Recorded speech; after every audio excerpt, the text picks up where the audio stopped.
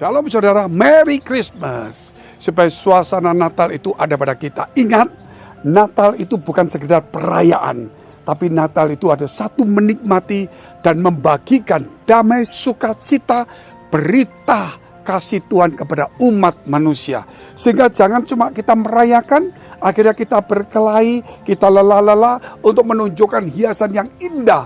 Tetapi biarlah hari ini saudara, hiasan kita perindah, namun jangan sampai kita lupa menghiasi hidup kita dengan karakter dan kasih Tuhan. Mari kita tunduk kepala dulu, kita berdoa. Bapa kami dalam surga, Bapa yang baik, yang kami kenal di dalam nama Tuhan Yesus. Kami berdoa Tuhan untuk setiap orang saat ini dalam suasana Natal. Biar damai Natal, kasih Natal, semangat Natal, sukacita Natal, berkat Natal turun kepada setiap orang yang mengasihi Tuhan. Biar iman kami semakin teguh dan kami belajar mencintai Tuhan, bukan mengasihi dunia. Tuhan, Kau pertumbuhkan iman kami. Yang sakit disembuhkan, yang tidak punya harapan, yang putus asa diberikan pengharapan, diberikan Tuhan kekuatan, diberikan penghiburan dalam nama Yesus. Haleluya, amin. Luar biasa saudara kalau kita melihat apa yang terjadi kepada Natal itu. Memang kalau kita melihat keluarga dipilihlah, yaitu orang yang masih baru bertunangan, belum menjadi keluarga. Tapi kemudian dari pertunangan itulah malaikat Gabriel datang kepada Maria yang sedang bertunangan. Dan diberikan kabar bahwa kamu akan mengandung dari Roh Kudus. Dan anak itu disebut anak kudus, anak Allah Maha Kudus. Dan dialah Yesus Kristus namanya. Dan dialah Immanuel, artinya Elohim. Allah itu beserta manusia. Turun jadi manusia. Maka Maria berkata, jadilah karena aku hamba.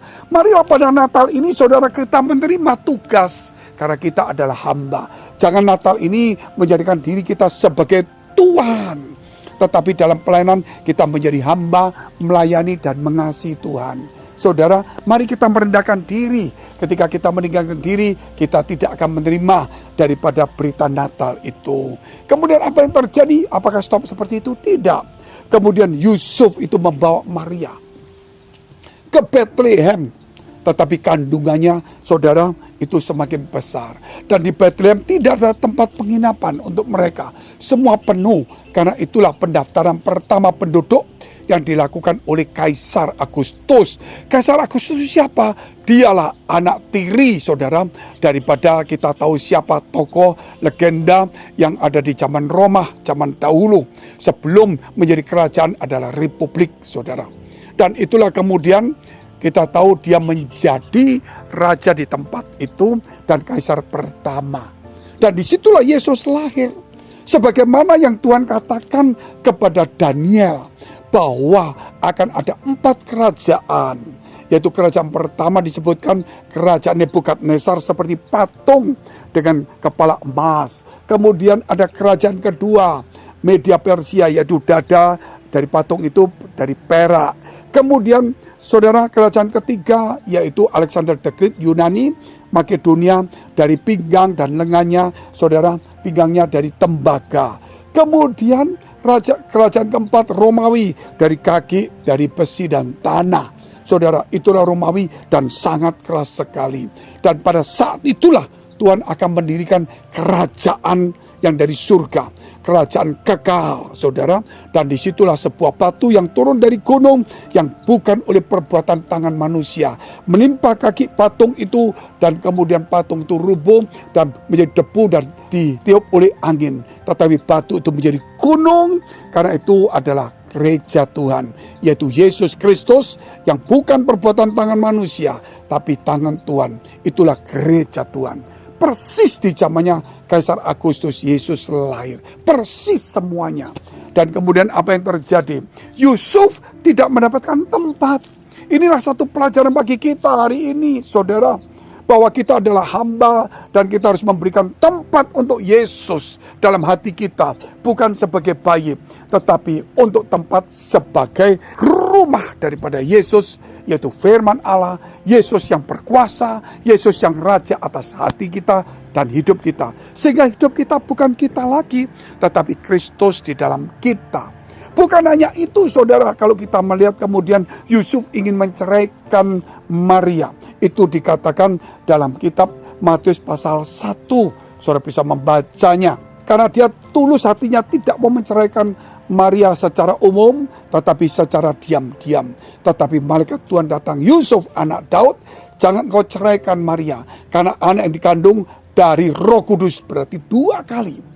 Maria didatangi akan melahirkan bayi Yesus dari Roh Kudus. Kemudian Yusuf didatangi malaikat juga mengatakan bahwa namanya Yesus jangan diceraikan karena dia dikandung dari Roh Kudus, saudara.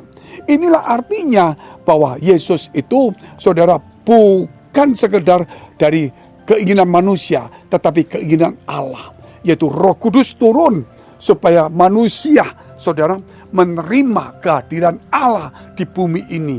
Untuk apa? Untuk saudara, supaya Allah membawa kembali manusia ke surga. Artinya Allah ingin berdiam di tengah-tengah manusia, disebut Immanuel. Allah ingin berdiam dalam keluargamu.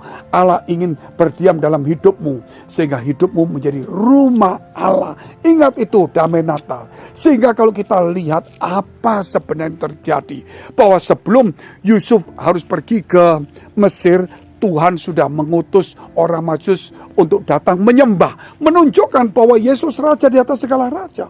Karena orang Majus itu orang bangsawan dan termasuk tokoh-tokoh rohani, karena mereka adalah tokoh yang dikenal secara rohani maupun juga secara kerajaan, yaitu dari Persia, kerajaan saingan dari Romawi. Datang menyembah seorang raja, menyembah seorang bayi yang ada di goa atau di kandang. Itu bukan hal biasa, tapi menunjukkan bahwa Yesus raja segala raja, saudara. Dan kemudian diberikanlah emas, mur dan kemenyan untuk saudara bekal. Hidup itu jangan pernah takut, saudara.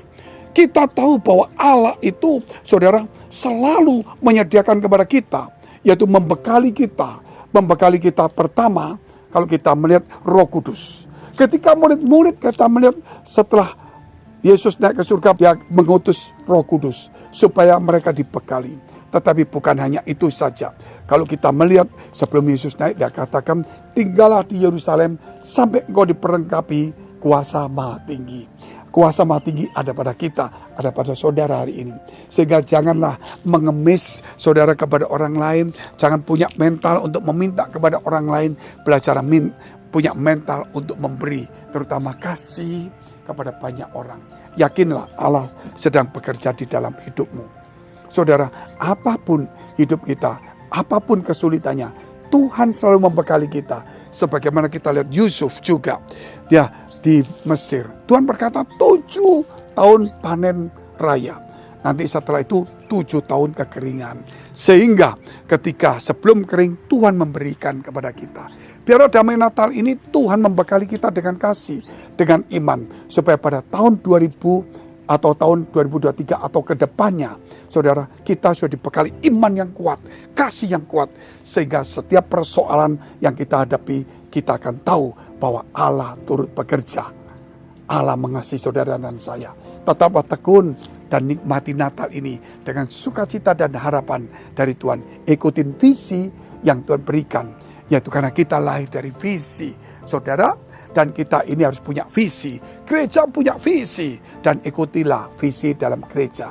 Sebagaimana gereja kami punya visi, bahwa kami akan menjadi berkat terang bagi banyak orang. Menjadi teladan bagi banyak orang tidak gampang. Tetapi Tuhan akan kirim anak-anak muda untuk dipakai Tuhan menjadi berkat bagi gereja-gereja lain.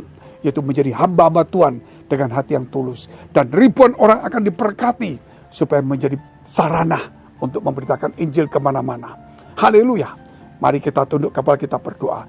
Bagi saudara yang membutuhkan pertolongan dalam pekerjaan rumah tangga, kesehatan, dalam karir, studi, perjodohan, keuangan, dekapkan kedua tanganmu di dadamu. Masa depan masih ada, pengharapan masih ada. Engkau yang sakit, tumpangkan tangan bagian sakit. Dengan iman terimalah kesembuhan mujizat, pemulihan dalam nama Yesus. Dan engkau juga yang punya butuh pertolongan dari Tuhan, terima jalan keluar, terima hikmat itu. Dan dalam nama Yesus, biar engkau diberkati. Dalam nama Yesus, biar hari ini juga pintu-pintu dibukakan, dan Allah bekerja dalam hidupmu. Haleluya. Amin. Jika saudara masih membutuhkan pelayanan doa dan konseling, silakan hubungi nomor tertera di bawah ini. Tuhan Yesus memberkati. Merry Christmas.